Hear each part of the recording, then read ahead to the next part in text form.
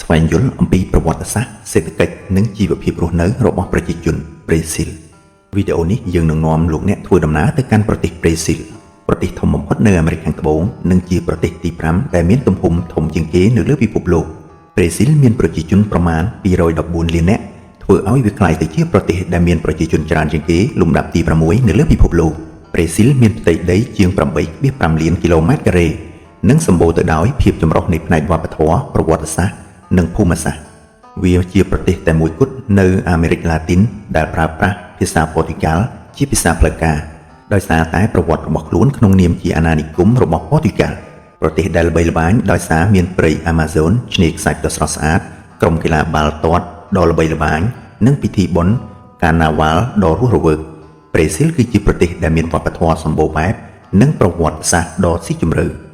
សូមចាប់ផ្ដើមជាមួយនឹងការរុករកនិងកោះកកាយការពិតអំពីប្រទេសដ៏អស្ចារ្យមួយនេះទី1ប្រវត្តិសាស្ត្រប្រទេសប្រេស៊ីលត្រូវបានរកឃើញដោយអ្នករុករកជនជាតិប៉ូទុយហ្គាល់ឈ្មោះ Pedro Álvares Cabral នៅឆ្នាំ1500ជាលើកដំបូងប្រទេសប្រេស៊ីលត្រូវបានកាប់បំផ្លាញឈើក្រហមយកទៅប្រើប្រាស់យ៉ាងច្រើនហើយក្រោយមកត្រូវបានអភិវឌ្ឍជាអាណានិគមមួយដែលផ្អែកលើការដាំដំណាំស្ករធនធានធម្មជាតិនៃប្រទេសប្រេស៊ីលនិងភាពសម្បូរបែបនៃផលិតផលកសិកម្មបានធ្វើឲ្យវាក្លាយជាកំណប់ទ្រព្យដ៏មានតម្លៃសម្រាប់ប៉ូទុយហ្គាល់ដើម្បីបម្រើតម្រូវការពលកម្មពួកគេបានចាប់ផ្ដើមនាំទេសចរមកពីអាហ្វ្រិករវាងសតវត្សទី16និងទី19ប្រេស៊ីលបានទទួលទេសចរអាហ្វ្រិកជាង4លាននាក់ដែលមានចំនួនច្រើនជាងគេបំផុតនៅគ្រប់ទីកន្លែងនៅលើពិភពលោកនៅក្នុងឆ្នាំ1808ព្រះរាជវង្សប៉ូទុយហ្គាល់បានភៀសខ្លួនទៅប្រេស៊ីលដើម្បីគេចពីកងទ័ពណាប៉ូឡេអុងនេះបានធ្វើឲ្យរដ្ឋធានីនៃចក្រភពប៉ូទុយហ្គាល់ផ្លាស់ទៅជា Rio de Janeiro ដែលធ្វើឲ្យប្រេស៊ីលក្លាយជាមជ្ឈមណ្ឌលនៃអំណាចរបស់ប៉ូទុយហ្គាល់នៅក្នុងឆ្នាំ1822ប្រេស៊ីលបានទទួលឯករាជ្យភាពក្រោមការដឹកនាំរបស់ព្រះអង្គម្ចាស់ Pedro ដែលបានក្លាយទៅជាអធិរាជដំបូងរបស់ប្រទេសប្រេស៊ីលគឺជាប្រទេសតែមួយគត់នៅអាមេរិកឡាទីនដែលបានក្លាយទៅជារាជាធិបតេយ្យក្រោយការឯករាជ្យហើយចក្រភពបានបន្តរហូតដល់ឆ្នាំ1889សាធារណរដ្ឋនិងសម័យទំនើបបន្ទាប់ពីចក្រភពត្រូវបានផ្ដួលរំលំប្រេស៊ីលបានក្លាយទៅជាសាធារណរដ្ឋមួយទោះបីជាយ៉ាងណាក៏ដោយការធ្វើដំណើរទៅរកលទ្ធិប្រជាធិបតេយ្យគឺមានឧបសគ្គច្រើន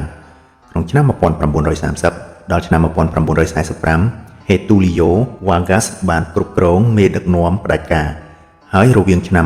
1964និងឆ្នាំ1985ប្រទេសនេះស្ថិតនៅក្រោមការគ្រប់គ្រងរបស់យោធាចាប់តាំងពីឆ្នាំ1985មកប្រេស៊ីលបានដើរលើផ្លូវប្រជាធិបតេយ្យទោះបីជាមានការលំបាកផ្នែកនយោបាយនិងសេដ្ឋកិច្ចក៏ដោយវាបានខិតខំប្រឹងប្រែងដើម្បីដោះស្រាយបញ្ហាសង្គមនិងសេដ្ឋកិច្ចដ៏រ៉ាំរ៉ៃមានវិសមភាពខ្ពស់អំពើពុករលួយនិងអំពើហិង្សាភូមិសាស្ត្រព្រៃអាម៉ាហ្សូនគឺជាព្រៃទឹកភ្លៀងដ៏ធំបំផុតនៅក្នុងពិភពលោកដែលគ្របដណ្ដប់លើផ្ទៃដីប្រមាណ 5.5 លានគីឡូម៉ែត្រការ៉េវាលាតសន្ធឹងនៅលើបណ្ដាប្រទេសចំនួន9រួមមានប្រេស៊ីល 60% នៃព្រៃអាម៉ាហ្សូនប៉េរូកូឡុំប៊ីវ៉ាណេស៊ុយអេឡាអេក្វាដ័រប៊ូឡាវីហ្គាណាស៊ូរីណាមនិងហ្គាណាបារ៉ាំងនៅក្នុងព្រៃអាម៉ាហ្សូនមានជីវៈចម្រុះដ៏សម្បូរបែបរួមមានរុក្ខជាតិប្រមាណ 40,000 ប្រភេទបក្សី 1,300 ប្រភេទថនិកសត្វ 430 ប្រភេទសត្វល្មូន 400 ប្រភេទសត្វអណ្ដើក 40 ប្រភេទត្រី 3,000 ប្រភេទសត្វល្អិត 2.5 លានប្រភេទតាមការប៉ាន់ស្មានសត្វសំខាន់ៗដែលរស់នៅទីនោះរួមមានសត្វខ្លាដំបងស្វាខេពូជីនស្វា Spider កង្កែប Pond Standard អណ្ដើក River ក្រពើ Cayman ត្រីពីរ៉ាយ៉ាខ្លាឃ្មុំ Jaguar និងពពួកសត្វស្លាបជាច្រើនទៀតព្រៃនេះផលិតអុកស៊ីសែនប្រមាណ 20% នៃអុកស៊ីសែននៅក្នុងបរិយាកាសពិភពលោកដែលធ្វើឲ្យវាមានឈ្មោះថាជាសួតនៃផែនដីទន្លេអាម៉ាហ្សូនគឺជាទន្លេធំជាងគេទី2នៅលើពិភពលោកបន្ទាប់ពីទន្លេនីលតែវាមានទឹកច្រើនជាងគេបំផុតប្រវែងប្រហែល 6,400 គីឡូម៉ែត្រហូរចាក់ទៅមហាសមុទ្រអាត្លង់ទិកនិងទឹកប្រមាណ 20% នៃទឹកសាបនៅលើពិភពលោកហូរកាត់តាមតំបន់ទំនាបដែលមានទំហំធំជាងប្រទេសបារាំងទន្លេអាម៉ាហ្សូនមានទន្លេជាច្រើនដែលតភ្ជាប់ទៅអាងទឹកប្រវែងសរុបជាង 25,000 គីឡូម៉ែត្រនៅក្នុងទន្លេមានសត្វផ្សេងៗជាច្រើនរួមមានត្រីពីរ៉ាយ៉ាអណ្ដើកអាម៉ាហ្សូនក្រពើអាម៉ាហ្សូននិងដូហ្វីនទឹកសាបមានឆ្នេរសមុទ្រអាត្លង់ទិកប្រវែង 7,491 គីឡូម៉ែត្រ តំបន់ភូមិសាស្ត្រសំខាន់ៗតំបន់ខាងជើងព្រៃអាម៉ាហ្សូនទន្លេអាម៉ាហ្សូនជីវៈចម្រុះសម្បូរបែបតំបន់ឦសានជាតំបន់ពាក់កណ្ដាលស្ងួត Sertau និងព្រៃស្ងួត Caatinga តំបន់ខាងលិចតំបន់ដីសើម Pantanal និងវាលស្មៅ Cerrado តំបន់ភាគអាគ្នេយ៍មានប្រជាជនច្រើនរួមទាំងទីក្រុង Sao Paulo និង Rio de Janeiro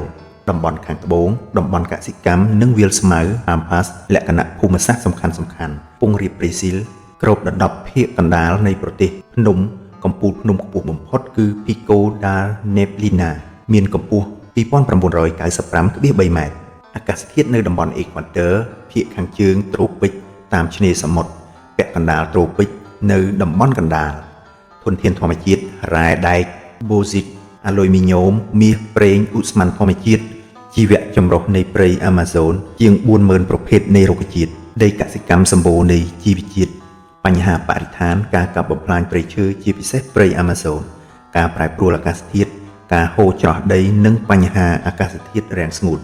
ភូមិសាស្ត្រចម្រុះរបស់ប្រេស៊ីលរួមចំណែកដល់ការអភិវឌ្ឍសេដ្ឋកិច្ចវប្បធម៌និងជីវៈចម្រុះដ៏សម្បូរបែបរបស់ប្រទេសសម្រាប់សេដ្ឋកិច្ចនៃប្រទេសប្រេស៊ីលគឺជាសេដ្ឋកិច្ចធំបំផុតទី12នៅលើពិភពលោកហើយមានសេដ្ឋកិច្ចធំជាងគេនៅអាមេរិកឡាទីនវាជាសេដ្ឋកិច្ចដែលរួមមានវិស័យកសិកម្មឧស្សាហកម្មសេវាកម្មនិងរ៉ែសម្រាប់កសិកម្មប្រេស៊ីលគឺជាអ្នកនាំចេញផលិតផលកសិកម្មធំជាងគេនៅលើពិភពលោកវាជាអ្នកផលិតសណ្តែកសៀងកាហ្វេសាច់គោសណ្តែកអំពៅទុរេន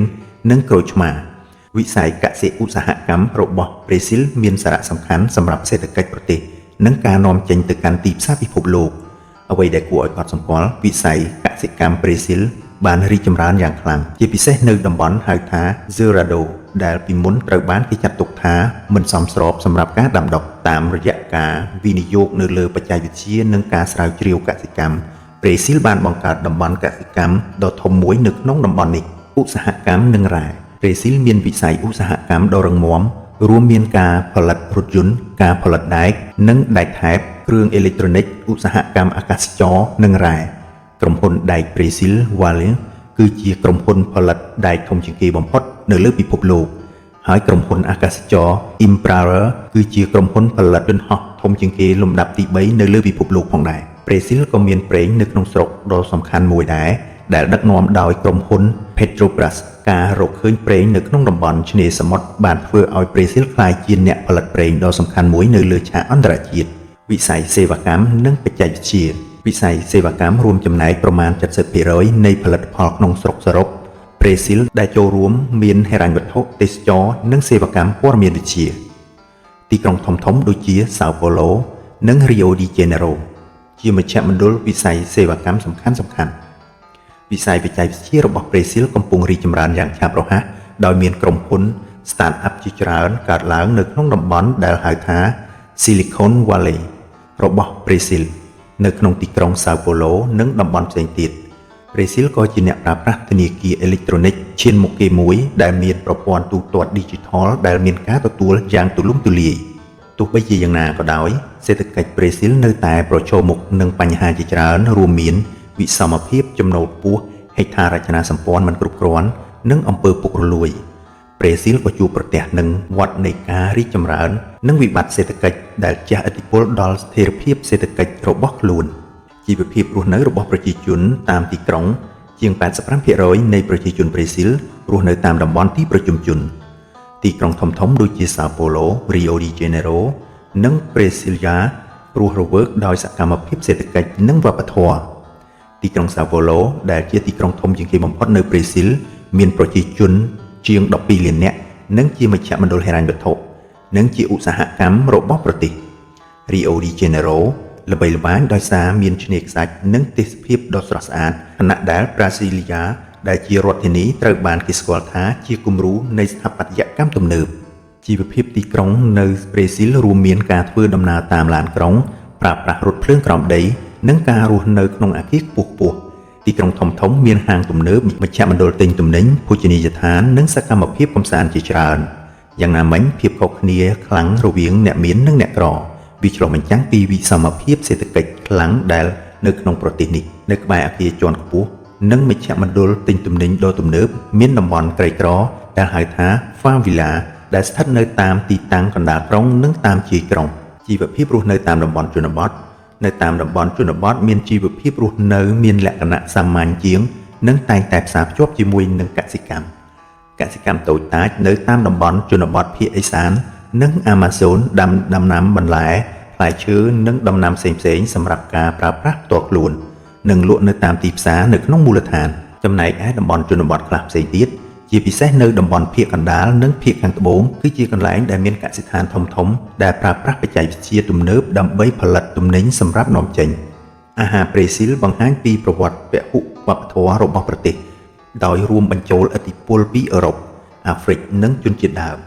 អាហារសំខាន់ៗរួមមាន Feijoada ការមានសាច់ជាមួយនឹងសណ្តែកខ្មៅដែលជាអាហារជាតិ Churrasco គឺជាការអាំងសាច់តាមរបៀបប្រេស៊ីលក្នុងរដូវក្តៅដែលភាគច្រើននៃឆ្នាំប្រជាជនប្រេស៊ីលច្រើនស្លៀកពាក់តាមអាកាសធាតុក្តៅដូចជាខោខ្លីអាវយឺតនិងសម្លៀកបំពាក់ស្រាលៗ